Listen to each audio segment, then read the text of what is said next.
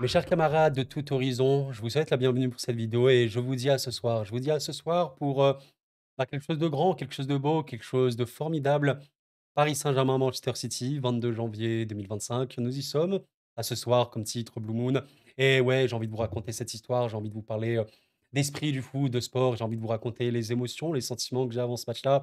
Et j'aimerais commencer cette vidéo par vous souhaiter simplement, avant toute chose, qu'importe qui vous supportez, vraiment, vraiment, vraiment, qu'importe, bon match à vous.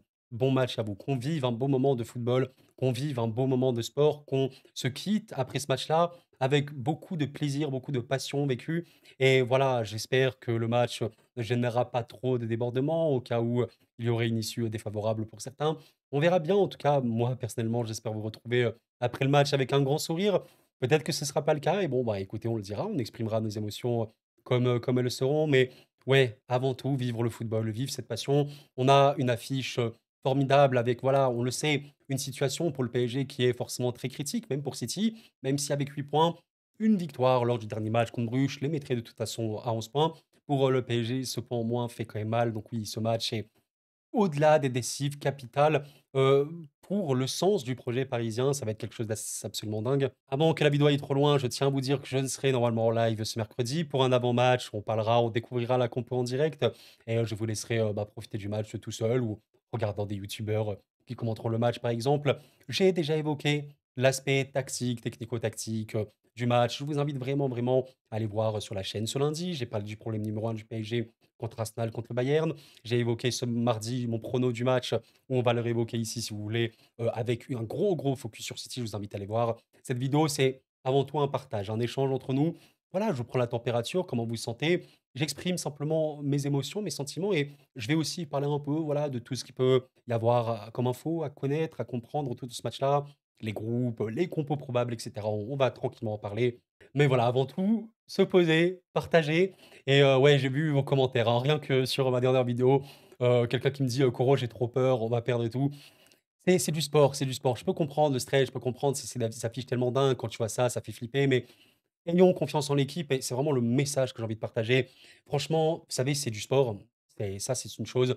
Il y a un bel adversaire et il faut s'en réjouir. On regarde le football pour ce genre de match-là, mais soyons derrière l'équipe et même si ça finit mal, on aime l'équipe. On aime l'équipe et c'est l'équipe et voilà, c'est l'équipe avant tout.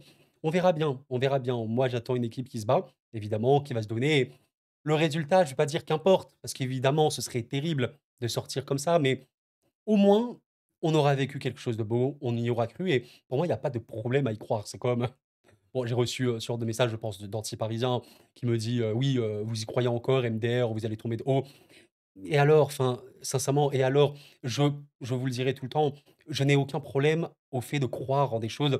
Croyez, ayez de la conviction pour des choses autour de vous. Ayez vraiment beaucoup de passion, beaucoup de fougue, beaucoup, de mental, tout ce que vous voulez, envers les choses et même si ça termine mal, bah et alors? Enfin, moi, je crois en mon équipe, j'y crois à 200 et si ça se finit mal, bah, écoutez, bah, c'est comme ça, la terre va pas exploser, ça reste du football et on avance et voilà. Personne ne vous enlèvera le fait d'y avoir cru. C'est pas, être naïf, c'est pas être je sais pas quoi, machin, de fait d'y croire, non, c'est normal et il faut totalement. Si, nous n'y croyons pas, bah, personne n'y croira et sachez un truc, c'est que les joueurs sur le terrain, tous ces acteurs-là, toutes ces personnes qui vont rentrer sur le terrain demain soir, bah, ils croiront avec beaucoup de fougue ou beaucoup de conviction et ils rentrent sur le terrain en ayant la conviction qu'ils vont remporter ce match-là. Ça va être quelque chose d'absolument merveilleux. Concernant les groupes, comme je vous tiens au courant, au cas où vous ne savez pas, voici le groupe de Manchester City pour affronter le Paris Saint-Germain. Globalement, le groupe est au complet, hein. Notons quand même une absence importante, hein, qui est Doku. Il me semble que le joueur est blessé, Jérémy Doku est lié à Manchester City. Mais bon, vous avez le reste, hein, et effectif quand même très très qualitatif. J'ai dit qu'il y avait tout le monde sauf Doku. Il y a aussi un absent qu'on sait majeur, à savoir, Rodri évidemment. Rodri qui, sera présent au Parc des Princes pour regarder, le match de son équipe évidemment.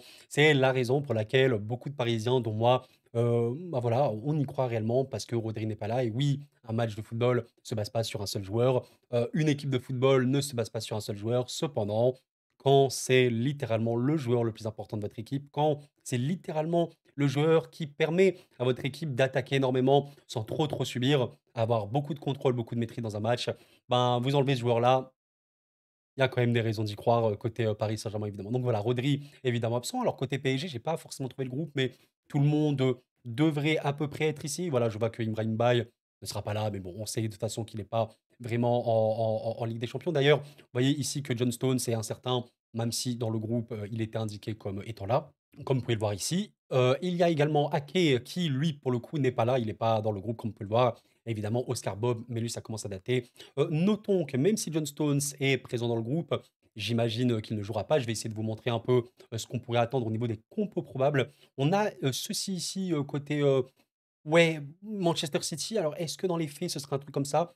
Je pense que oui. Alors, faites pas trop attention à l'animation en 4-1, 4-1. Bon, ils sont pas vraiment comme ça. Je peux vous montrer, voilà, plutôt quelque chose comme ça en 4-2-3-1 pour Manchester City en double pivot, même si l'animation de City avec le ballon, c'est plutôt un système à 3 défenseurs, comme le Paris Saint-Germain, avec Akanji, Ruben Dias et Gvardiol, généralement, qui sont dans ce rôle-là. Nunez, qui est un peu comme Hakimi, quelqu'un qui monte hein, sur le terrain, qui est plutôt un joueur offensif, hein, il faut vraiment le dire. Et voilà ce que je disais, dans les vidéos que je vais vraiment pas développer ici. Il y a une très, très belle équipe avec ballon. Voilà, vous donnez le ballon à des joueurs comme Kovacic, Gundo, Phil Foden, KDB et tout, il y a pas de problème. Ces joueurs-là avec ballon, ils vont te mettre à mal, hein, donc tu as tout intérêt à ne pas trop leur donner la possibilité. Par contre, ouais, avec ballon, en l'absence de Rodri, voilà, disons que Gvardiol, Nunez, bon voilà, Kova et tout, c'est clairement des joueurs pas faits pour défendre, clairement des joueurs offensifs et bons dans la construction, la participation et la finition. On verra bien, ça va être une lutte évidemment très importante. Concernant la compo du PSG, alors j'ai pas trouvé le groupe, mais j'ai trouvé notamment les petites déclarations de notre cher Ousmane. Demain, je vais essayer d'être concentré, je me sens bien. Je vais essayer de marquer demain. Bon, il avait une petite gastro, une petite grippe, je ne sais pas. Il est de retour, le groupe devrait être complet. La compo que j'ai essayé d'imaginer, c'est celle-ci, avec ouais, un Dembélé en neuf, même si comprenons bien quelque chose. On sait que Gonzalo Ramos ne jouera pas, hein, soyons bien clairs. Il a été sur le banc contre Lens, contre Monaco, contre Lyon, etc. C'est pas pour jouer contre Manchester City. En rentrant, pourquoi pas faire quelque chose d'assez intéressant. Ce qui va être intéressant pour ce PSG-là, c'est justement animer bien l'axe. Animer bien l'axe, ça passe aussi par un joueur bah, technique, on le comprend, dans ce Paris Saint-Germain made in Luis Enrique. Dans ce sens, Dembélé, qui aura fait des performances correctes, hein, même vraiment bonnes dans l'axe, pourquoi pas. Même si je pense qu'en cours de match, on aura souvent bah, Désiré Doué plus axial, même Barcola par moment, mais pour moi, ce sera soit Doué, soit Dembélé, hein, je m'attends surtout à ça. Après, vous me direz que sur le dernier match contre Lens, Barcola a été réaxé, aura fait l'appel aux profondeurs qui aura amené au premier but de Fabien Ruiz. Et pourquoi pas, mais attendez-vous, avoir Doué, Barcola et Dembélé, de toute façon, vraiment tourné. N'hésitez pas à me dire si vous voyez une autre attaque. Honnêtement, c'est vraiment celle que j'imagine. D'ailleurs, je suis parti voir un peu cette information je sais pas si c'est vraiment une info, mais voilà, de RMC Sport, la compo probable pour PSG City. C'est globalement la même chose qu'ils mettent, même si voilà, vous voyez que là, le positionnement de Doué et Dembélé sont inversés. On verra, de toute façon, partez du principe que ça va changer, hein. Sur le match-là, ça va changer en fonction de ce que va faire City. Les joueurs sont très, très malléables. Même là, je vous ai mis un 4-3-3 ici comme sur RMC.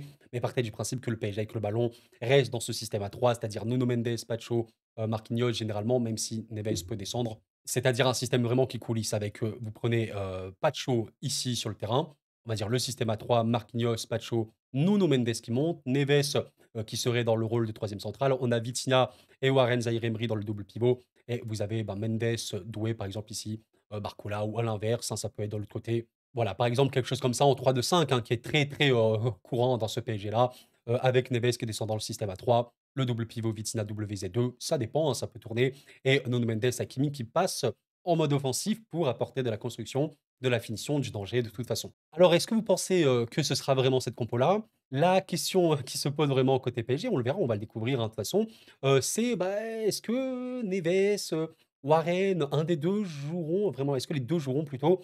Parce qu'il y a Fabian Ruiz, on sait qu'il met beaucoup, beaucoup Fabian Ruiz. Alors, je sais que c'est un joueur qui est extrêmement décrié, très critiqué au PSG. J'ai tendance à dire qu'on en fait peut-être un peu trop. Je suis d'accord pour dire que c'est pas du tout le joueur qui aura montré le plus hein, au PSG, soyons clairs. Mais je vous invite, pourquoi pas, à revoir les matchs. Il fait une entrée vraiment intéressante contre Arsenal. Il dynamise pas mal l'équipe. Contre le Bayern, où il a été titulaire, il amène les deux grosses occasions du PSG. Vous savez, le PSG a eu deux grosses occasions contre le Bayern. C'est lui qui est à l'origine. Les deux grosses occasions du PSG, en l'occurrence, ce sont celles-ci. Il y a déjà celle-là où bah, j'ai pas l'action d'avant, mais en gros, il y a un gros pressing sur ce match-là contre le Bayern. Un bon contre-pressing également.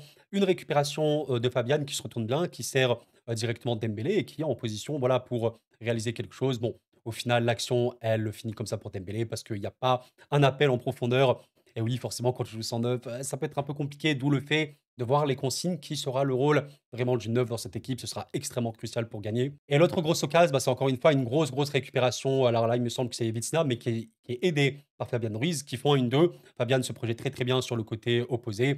Il fait un centre parfait, parfait pour Arinza Emery. Regardez ici Dembélé, c'est pour ça que ce serait pourquoi pas intéressant de le voir dans le rôle de neuf, parce qu'ici, il absorbe la défense du Bayern.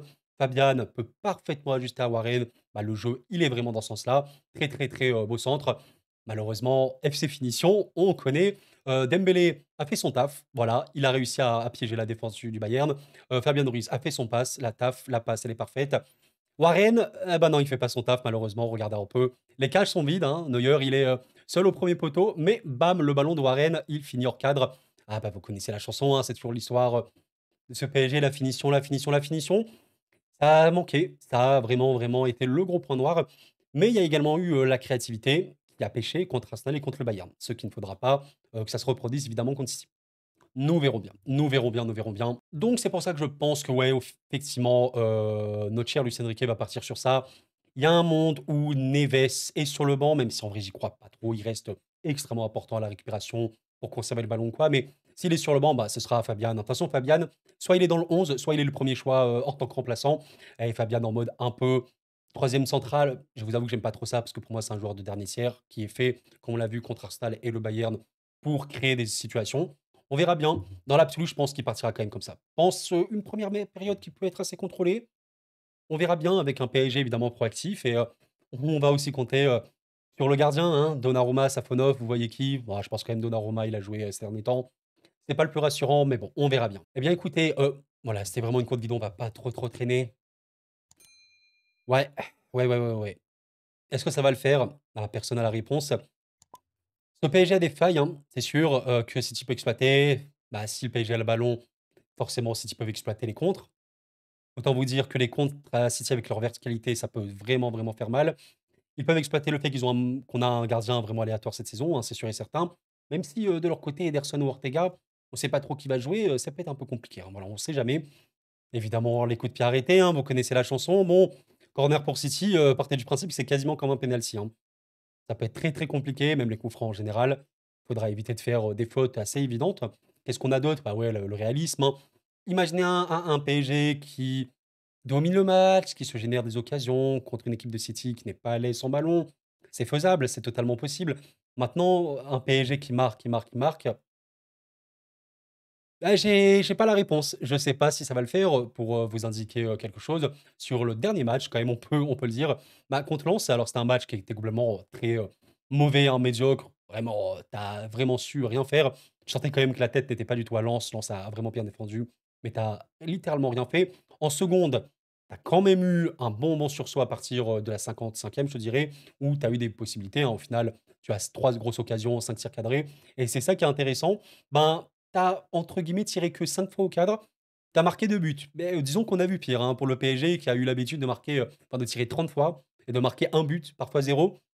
Une finition, un peu notable sur, ce match-là. Eh bien écoutez, nous verrons bien. Bref, il me reste à vous souhaiter, vraiment, vraiment une très, très, très belle soirée. Je vous retrouve en live normalement, avant le match et ouais, on va espérer que l'histoire ne s'arrête pas là. On va espérer vivre, une belle suite de compétition avec, Kvaratskhelia qui est arrivé, on le sait. J'aimerais vraiment voir jouer en Ligue des Champions cette saison. Il faut pas rater le coche, croyez-moi, sincèrement, je ne dis pas que le PSG va gagner. Vraiment, vraiment pas. Mais j'y crois et ouais, honnêtement, on verra, on fera le débrief, mais si tu n'arrives pas à mettre en danger ce City-là, avec, la crise qu'ils ont vécue, avec la fébrilité qu'ils peuvent montrer sans ballon et surtout sans Rodri, ouais, si tu n'arrives pas à leur mettre à mal, ah, ce serait assez décevant. Honnêtement, vous me dites que le PSG n'arrive pas à créer des occasions contre eux, je serais vraiment déçu. Honnêtement, je serais déçu et je pense que le coach sera le premier déçu et les joueurs évidemment, parce qu'il y a de quoi. La percussion que tu peux donner sur les côtés, les combinaisons que tu peux avoir dans l'axe avec un double pivot faible adverse, Nuno Mendes, Hakimi, Dembélé, Barcola, Désiré Doué contre Gvardiol, Kovacic, Gundo, sans ballon, hein, tous ces joueurs-là. Lewis, franchement, tu pas à les déséquilibrer. C'est chaud. Parce qu'eux, ils vont te déséquilibrer. Eux, quand ils auront le ballon, ils vont le faire. Ils vont le faire. Avec Foden, De Bruyne et tout, ils vont le faire. Ils vont avoir des opportunités et ils vont marquer, hein, possiblement, très potentiellement. Mais si toi, tu n'arrives pas à le faire, il y a un vrai, vrai problème. On en reparlera. Merci d'avoir suivi la vidéo, les amis. C'était quoi? Prenez soin de vous. Très, très, très belle soirée et la paix sur vous.